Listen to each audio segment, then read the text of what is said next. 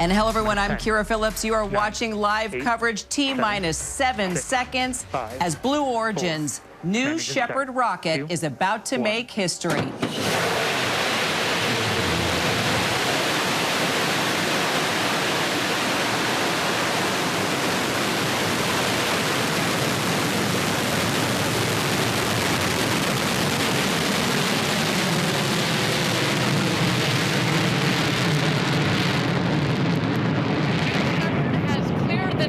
She is on her space with the second human spaceflight crew. What a launch. We are on our way to Max Q, the first milestone here on its flight to space.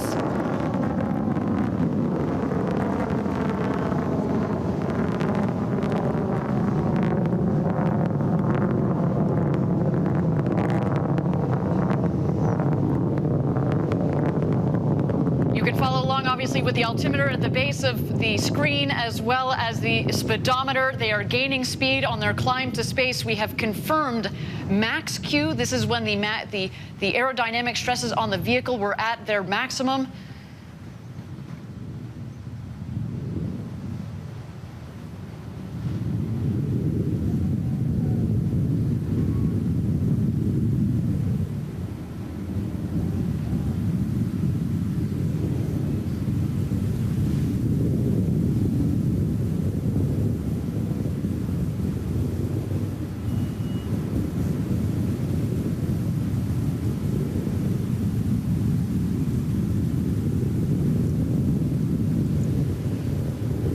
Thank you again, everybody, for joining us live for New Shepard's second human flight with Audrey Powers, William Shatner, our customers Glenn DeVries and Chris Bosshausen on board. They are well on their way to space. So far, a nominal flight, a clean burn on our Blue Engine 3. New Shepard giving them a beautiful flight to space this morning. The rocket is climbing towards an altitude. We're aiming just over the Kármán line, the internationally recognized line of space of 100 kilometers. That is about 328,000 feet. And a gorgeous view down the rocket. And now we've had main engine cut off. The BE-3 engine has shut off. And in just a moment, we're going to separate the capsule from the booster.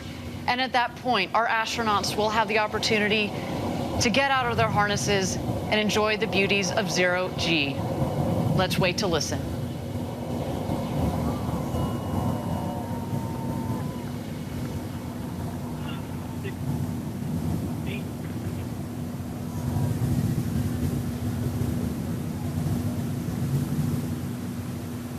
And there you can see a clean separation between the capsule and the booster.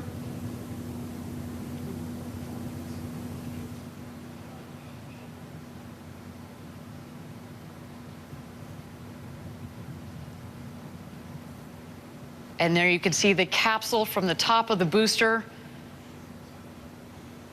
They are continuing their ascent over the Kármán line.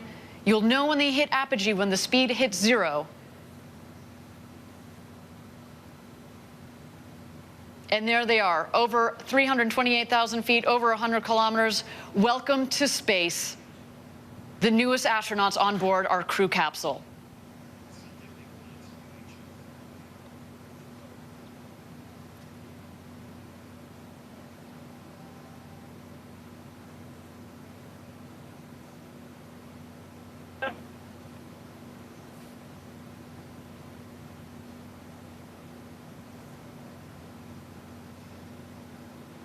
And there they are. They have just about hit their apogee at about 351,000 feet.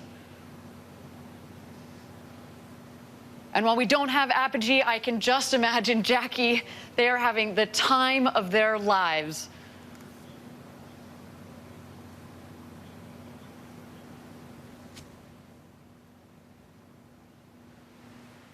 And history has been made. You are watching live coverage right now, 2,200 miles per hour. The New Shepard blasted off into the final frontier, making history. This rocket for the second time now. With us on our special coverage, Katie Coleman, ABC News contributor, former NASA astronaut, our Gio Benitez there on the ground at the launch site, our transportation correspondent, also Hakeem Oluseyi, our astrophysicist. Gio, let's start with you. Hearts were beating, they are floating, and we are watching it live. History is made. History is made, and I got to tell you, we were all just watching so closely because I was thinking about what could possibly be going through William Shatner's mind right now as he lifted off. We felt the rumble here as it lifted off and just sped off into space. And so imagine what that must feel like on that spaceship itself. So he's already in space, probably weightless right now at this moment, and we are waiting now for the rocket to return back, because the rocket will be returning and it will land upright. Again, that is fully automated. It is run by a computer. And once that happens, then we will start seeing the capsule return. Parachutes will deploy and it will land gently in the desert here in West Texas, not too far from here. We'll be able to see that capsule also come down here with those parachutes. It's pretty extraordinary. There we go. Now we are seeing the rocket come down. So that booster's coming down. Let's go ahead and take that live shot here because you will be able to see it. You're seeing it right now. And it's just unbelievable how it lands on the launch pad, completely automated, upright. Katie, Gio, thanks so much. Katie, quite a difference from what you experienced as a NASA astronaut. The technology, so much different here, but the feeling, so much the same. Oh, I can only imagine how they feel. I mean, they've got those big, giant windows, and it is about, and that actually came late to us up on the space station to have really big windows to look at the Earth. And I think it makes, when you can really just sort of be part of the window and be part of the view, they are seeing our planet. And especially, the Glenn and Chris, who both, their missions here on Earth have to do with, understanding our planet and understanding people. I think it's amazing for them to get to have that view. It's such a continuation of their mission. And for Chris, who launches small satellites, it's, he himself has been launched. And now we're looking live at the booster landing. I mean, when you think about it, it seems like it makes sense that you could have a computer figure out, am I too low, am I too high, a little left, a little right? But when it really happens right in front of you, I can only imagine what Gio and Gina are thinking right now.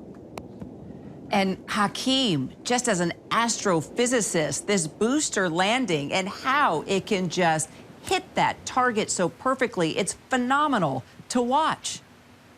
It is remarkable. I have seen many launches of many rockets, from small sounding rockets up to the big ones. And I've never seen one of these land, a booster land before, but just seeing it here on the television screen blows my mind. I mean, we have come so far in such a short time to be able to do this. I just can't wait until the access does become something like commercial aircraft flying. Right now, there's a lot of feedback about how, it's restricted to those who are wealthy. But again, if you look at the history of advanced technologies, airplanes started that way, automobiles started that way in some regards. So, it's just a matter of time, right? It's just a matter of time, hopefully. But everything we're seeing is incredibly encouraging.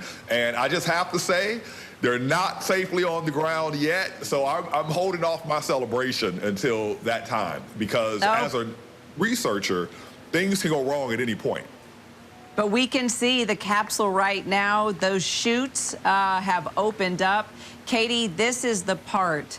It's that slow descent. It's the G-force. It's crossing your fingers that you come down safely, exit the Earth's atmosphere there, and bring it down. And that's when you do, as Hakeem mentions, take that just final sigh of release that you have made it. But this is a crucial time right now as we watch the capsule. Exactly. On the parachutes, you saw that drogue chute come out, and that's when they're actually having the maximum G's there. And when that drogue chute comes out, specially designed, come out to be high speed, that's when your capsule sort of just stops. And in the case of this capsule, it's heavier than the Soyuz capsule that I landed in, and so it's actually quite stable. Ours was spinning and twisting and swinging. And then when you see those main chutes come out, so they're on the big blue chutes, all three of them there, and now they're coming in for a landing. They're slowing down more and more and more all the time. And right as they're approaching the surface, they've got literally radar altimeters, just like when a policeman is trying to figure out, how fast you're going, looking down at the ground. And when they get close, there's going to be retro rockets that fire. Looks kind of messy, like, oh, a lot of dust, but it's actually going to slow them down. So it's a really gentle landing. Here it comes. Oh, it's so exciting to see. Looks messy, but it looks like it happened just like the way it's supposed to. And we're waiting for that, the dust to clear. Cannot wait to hear from William Shatner and the crew. He actually tweeted moments ago, "I do not know what I may appear to the world, but to myself, I seem to have been only like a boy playing on the seashore, diverting myself in and now and then, finding a smoother pebble or a prettier shell than ordinary, whilst the great ocean of truth lay all undiscovered before me." Wow.